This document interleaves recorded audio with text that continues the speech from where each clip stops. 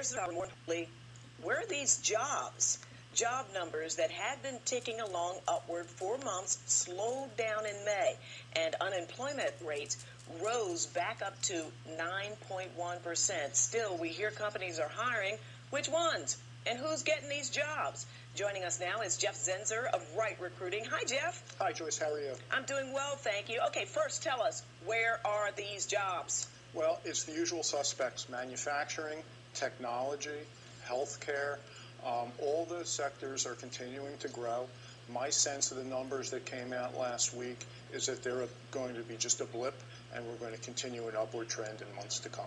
But we hear it over and over. I can't get this job. I've applied.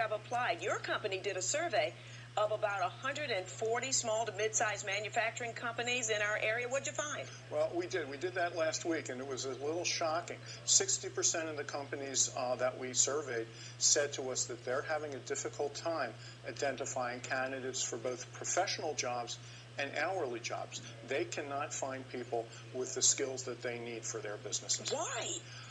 You know, for the last 2-3 decades, we focused on a financial service economy, a transaction-oriented economy. We don't have enough people with technical skills, and we're not graduating enough high school people with basic math skills. You know what, Jeff? We've heard a complaint for the past couple of years about the drastic unemployment rate among African-American men during the recession. And then came a government report showing a historic drop in the number of black men who have jobs today. Now, we tried to find out why this is going on. Here's what we found.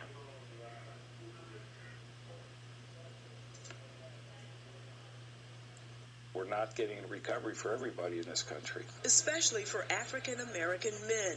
For the very first time since employment records were kept, the number of black men who actually have jobs dropped below 60%, just shy of 57% now.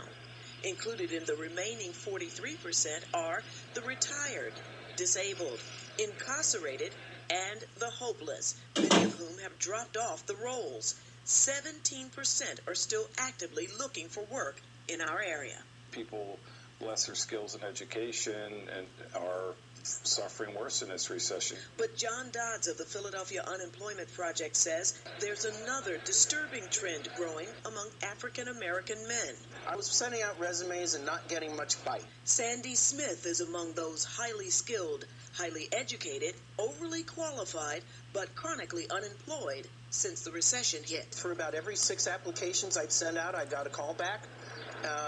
Most of those would result in an interview, but never got past the first round. What's going on? I wish I could put my finger on it. Obviously, racism remains a factor in this stuff. This is not something that is just happenstance. This is something that they're living. This is their daily reality. There's something going on. What role race plays in it, I would love to know. So would corporate recruiter Johnny Young and UPenn social studies expert Chad Dion Lassiter. They've gone to so many career fairs. They've turned in so many resumes ad nauseum, and they're not getting any callbacks. The corporations are more interested in branding themselves at career fair than actually filling jobs. And Young is hired by companies to find skilled executive candidates. But he says African American and Latino men undergo the most scrutiny and still don't get the job. You're not talking about candidates with lesser qualities. No. Equal or better? Equal or better. That's not happening. I don't see it.